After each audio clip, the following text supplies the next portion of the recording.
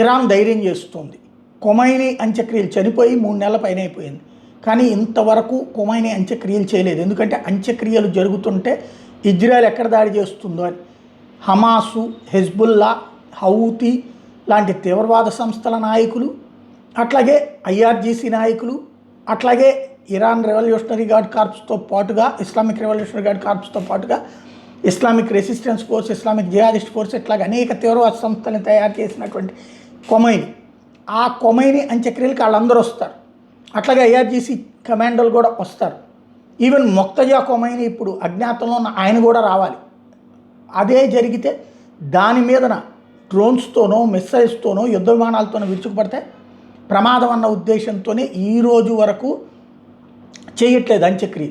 ఇప్పుడు నెక్స్ట్ 2వ వారంలో, వచ్చే వారంలో అంత్యక్రియలు చేయడానికి ఇరాన్ రెడీ అవుతోంది. ఎయిర్ డిఫెన్స్ సిస్టమ్స్ని యాక్టివ్ చేయడంతో పాటుగా అమెరికాతో ఇది కూడా షరతు పెట్టిందంటున్నారు. హార్ముజ్ జలసంధి దిగ్బంధాన్ని విడిచిపెట్టాలంటే, మిగతా చర్చలు సాగాలంటే ఖొమైనీ అంత్యక్రియల మీదకి దాడి చేయకూడదు, ఇజ్రాయెల్ చేయనీయకుండా చూసే బాధ్యత నీదే అన్నటువంటిది చెప్తున్నారన్నది ఇక్కడ కీ పాయింట్.